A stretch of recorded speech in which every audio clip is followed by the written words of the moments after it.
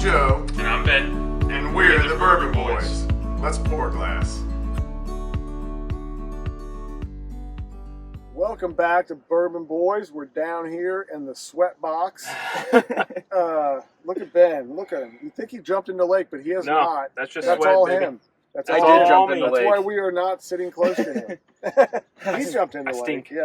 Like, I was like, why am I sitting here super Hot. uncomfortable in the middle of a body of water? I'll just tell you the humidity level here right now is I don't It's know. almost like being in the lake Yes. anyway.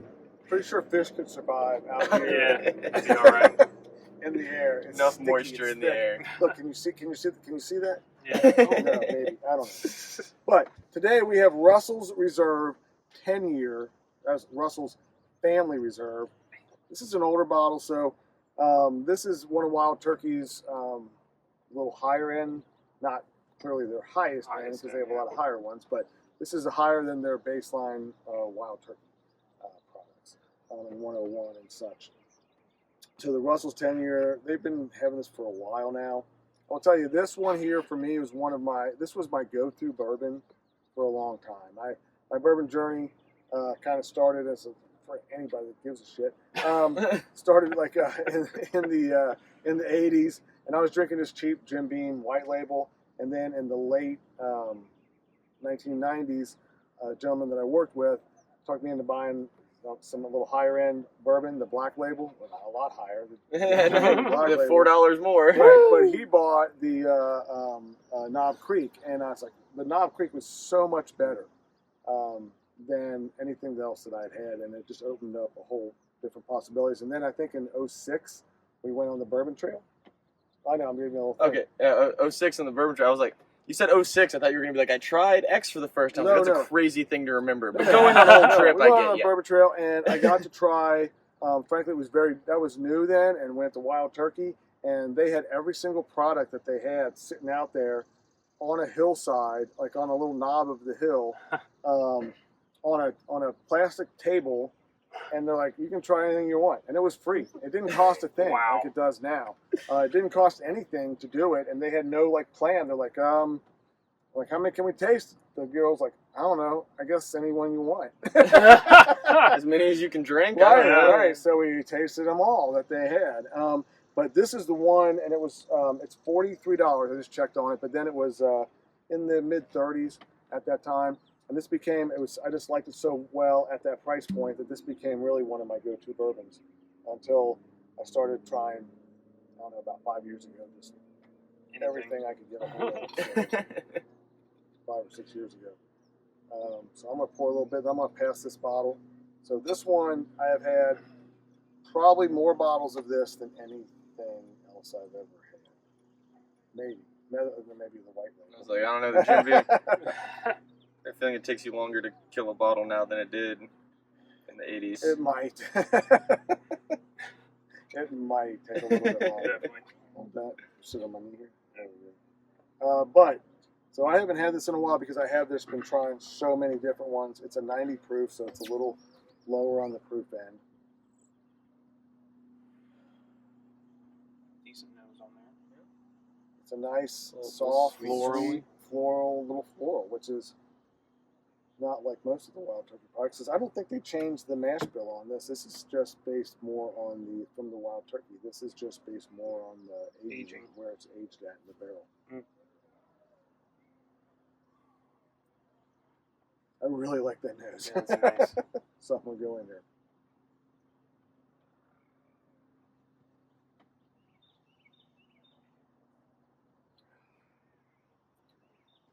That's nice. That's very nice. It's always good. It's always good. And they have their single barrels, which are a little higher proof, I believe. I think might they- be wrong on that. Yeah, don't quote us on that. Anyway, they're very good. The single barrels, I know they cost more. They're like $60 Yeah. a bottle. But man, this is very nice for me. I enjoy this. It's classic. Caramel. Yeah, caramely, vanilla, just classic bourbon flavors with a light sweetness to it, which I like. So, yeah, I think I think I'll finish this. I think we'll be able to finish this. Maybe. Yeah. Yeah. We'll be back. We'll be back in a minute. Welcome back. We have our empty glasses, Mm. Fun's and down there. Yep. It is empty. it was quite quite delicious.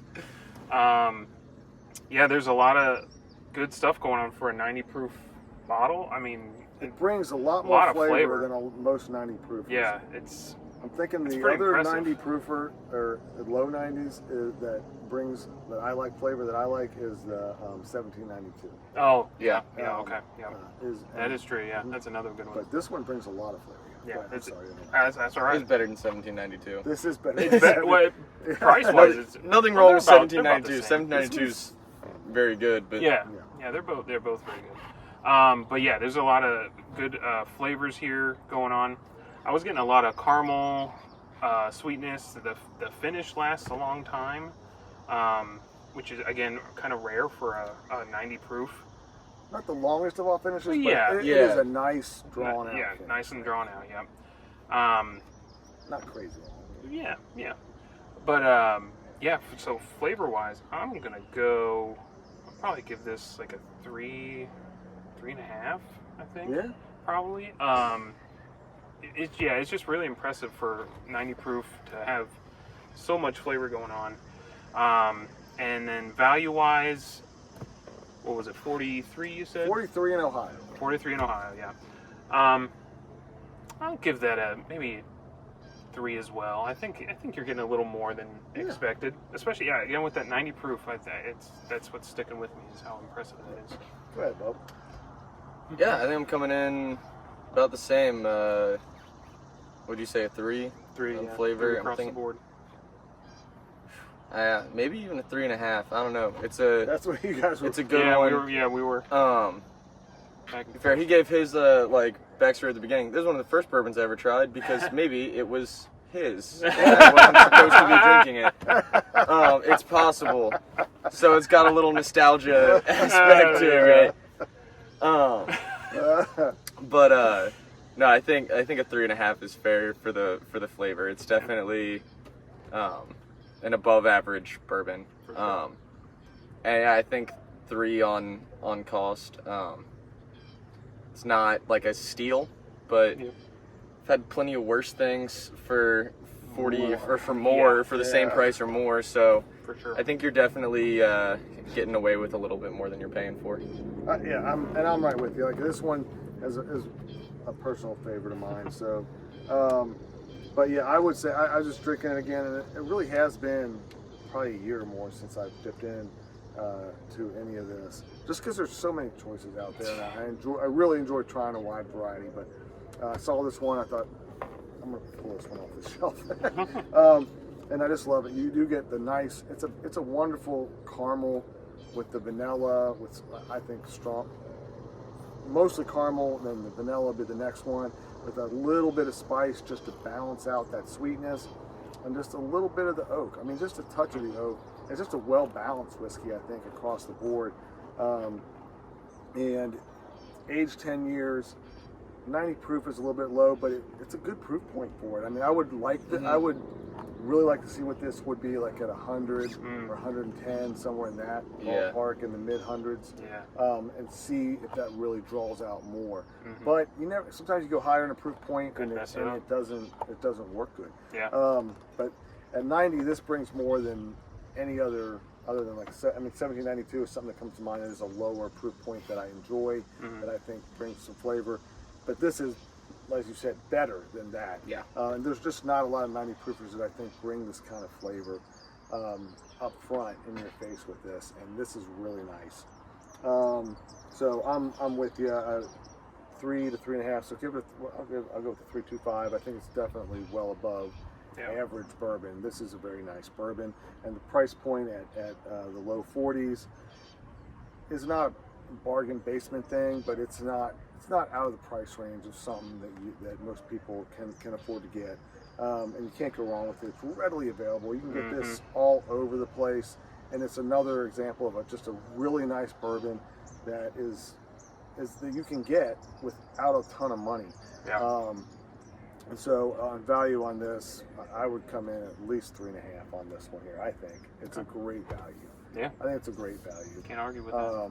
So give it 3.25 on flavor, 3.5 on value, or 3.5 across the board.